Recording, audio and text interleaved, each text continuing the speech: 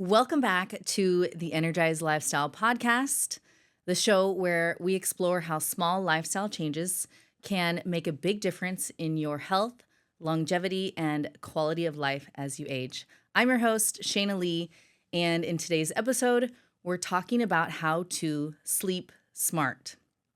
And what the heck does that mean? Well, when I first became a fitness trainer back in 2012, I noticed some of my clients were getting amazing results in just the first few months, while others who were just as committed struggled to see any results at all. And after having many conversations, asking questions, and running assessments, I realized it was a lifestyle habit or lifestyle habits outside of just what they were eating and how they were training.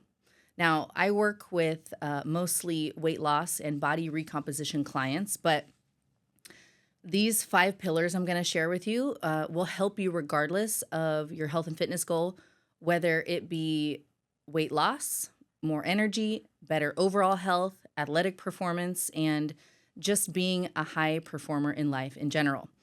So, these 5 pillars are, and I would even go as far to say in this order: number one, sleep hygiene; number two, proper hydration; number three, stress management; number four, nutrition; and number five, yes, lastly, exercise. Fun fact: Michael Jordan's trainer, Tim Grover, goes as far to say that all of these are number one. Everything is number one, but just to give you a little context of if you want to get started and you want to not be overwhelmed by all of these steps and everything that's included in all of these steps, I personally would break it down to this order of priority. Okay. But everything on this list must be in place, or at a minimum, you're working on improving on. So you're working on improving it in order to see and feel results, lean down, and become your healthiest version of yourself. Now, today, we're going to just focus on number one, that's sleep hygiene. We're getting to all of the other ones another day, another podcast episode. And as I mentioned, majority of my clients come to me, their main goal is to lose body fat. They want to lose weight, they want to look hot, they want to get in shape. And in order to do that, we need to develop and grow lean muscle. Without proper sleep habits, we will not be able to develop lean muscle easily, and the body will have a harder time releasing excess body fat. So without prioritizing sleep, you won't get the best results from your movement and nutrition efforts. Now, I will say that if you haven't even started an exercise and nutrition program, start here. So if you're just starting out or you're just getting back into, healthy habits, healthy routine, we're coming up on the new year, I encourage you to start with sleep. Start with sleep and mastering all of your habits around sleep, and prioritize getting great sleep consistently over time. Then move into hydration. Master hydrating with water and salt elements. Then move into stress management. So you will start seeing results with starting with these top three. Yes, before nutrition, before exercise even, it's crazy town and it's awesome, okay? Then once you add in fitness and nutrition elements, your results are just going to take off like a rocket ship. I promise you. So start with sleep, then hydration, then stress management, and then add in the nutrition and fitness component if you're just starting out. But if you're already started, we're just going to go ahead and you're not seeing results. We're going to kind of turn your focus to checking out some of these other lifestyle habits, namely sleep today. So let's first talk about the health risks of not getting quality, consistent sleep. So long-term insomnia and sleep deprivation can increase the risk of several diseases, including heart disease, diabetes, high blood pressure, depression, weight gain, memory, concentration problems. You can see where I'm going with this, right? The list goes on and on. So insomnia is a systemic disease that affects multiple aspects of the body, including the cardiovascular system, endocrine system, which is your hormones, and your immune system. So even if you don't have full-blown insomnia, even on a smaller scale, sleep deprivation will affect your mental health, your cognitive function, and energy levels in the short term. The reason is sleep helps clean the brain by removing toxins and waste products that build up during the day. This is where the glymphatic system comes in. So, the glymphatic system is the system that cleans out your brain while you sleep. Research has shown that the glymphatic system is most active during sleep, during deep sleep, and suggesting that sleep plays a vital role in brain waste clearance. Okay. The primary role of the glymphatic system is to transport metabolic waste products from the brain tissue to the bloodstream where they can be removed from the body. Now, dysfunction of this glymphatic system is suspected to be involved in the development of several neurodegenerative diseases, including Alzheimer's disease, Parkinson's, and multiple sclerosis. Because the accumulation of toxic proteins in the brain is exacerbated by impaired waste removal. On a previous episode, if you caught this episode, the lymphatic system, I spoke in depth about the lymphatic system and the importance of keeping it flowing and functioning properly for disease prevention. And the glymphatic system performs a similar function, aka waste removal, but is specific to the brain.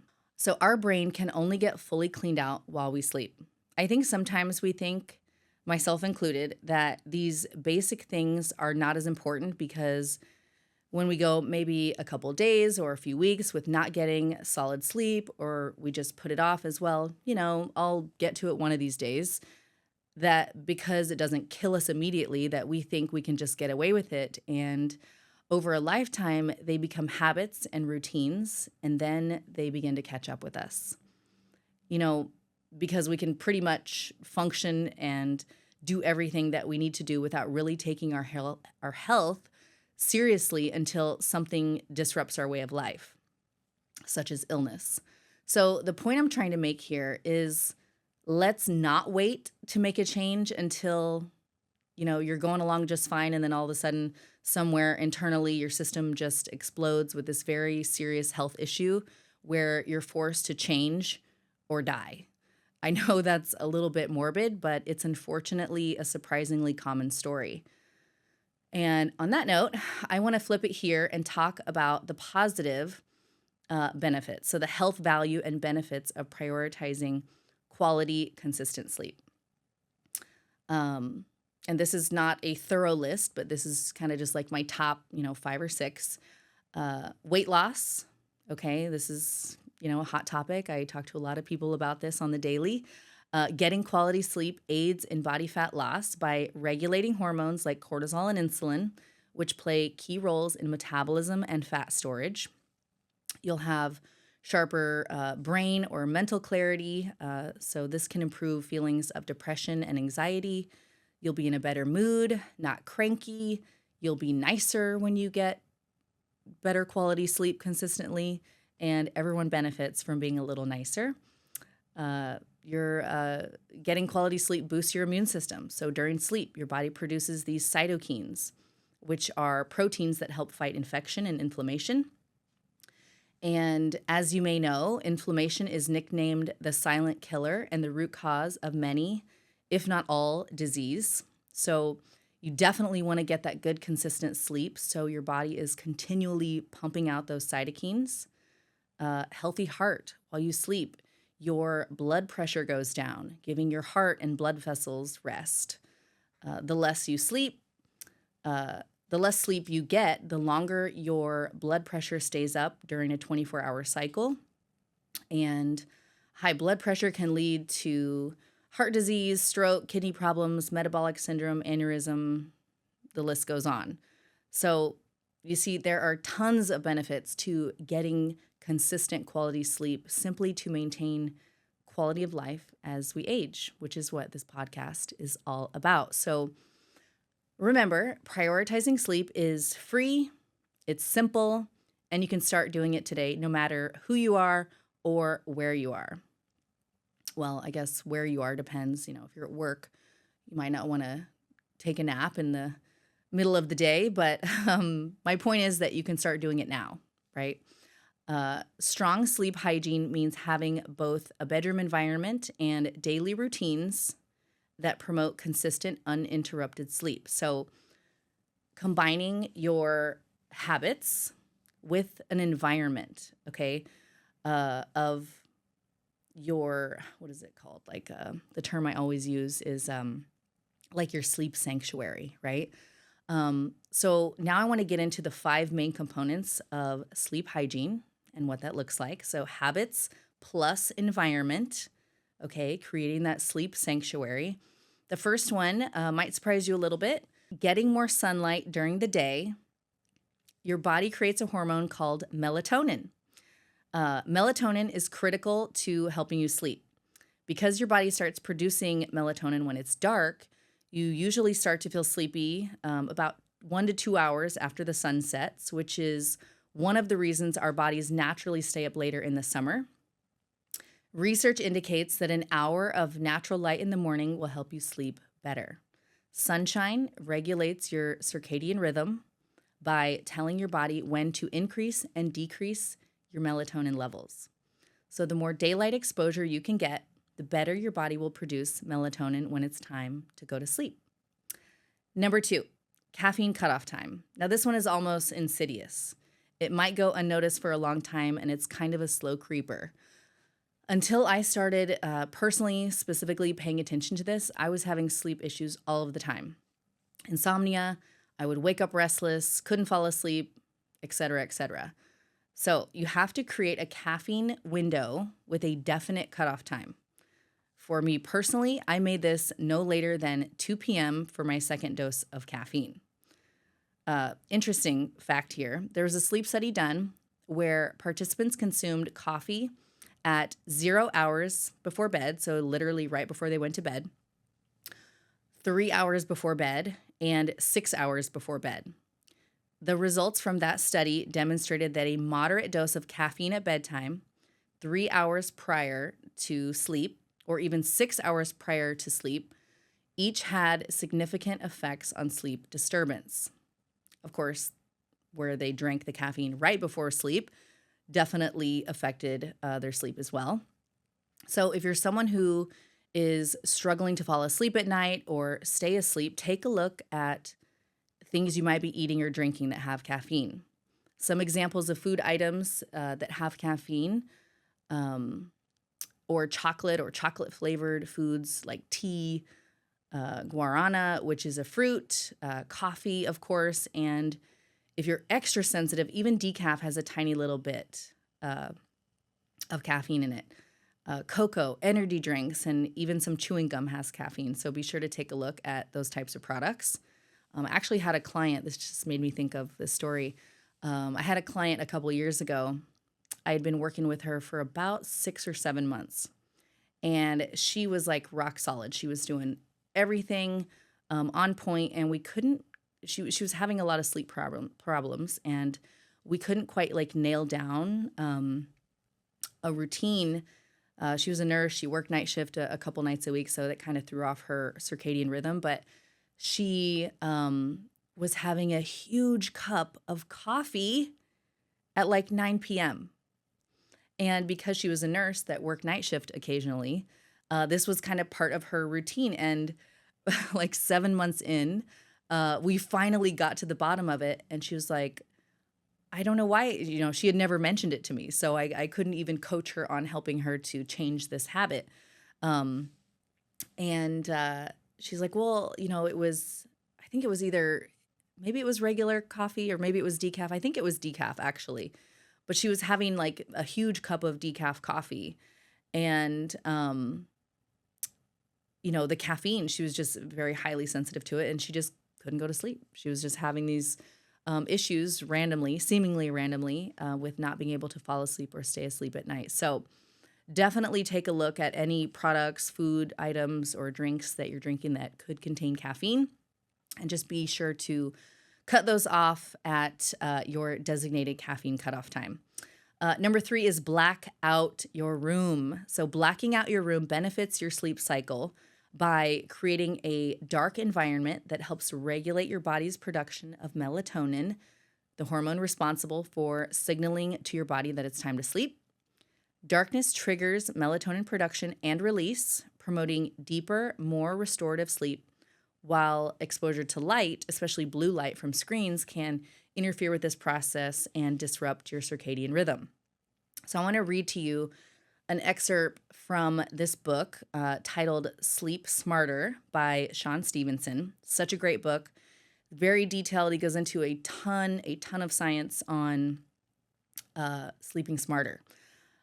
So, highly recommend the book. Definitely check it out. Okay, so this is the excerpt here. It's a well-established fact that we sleep better in a dark environment, yet so many people aren't taking full advantage of this.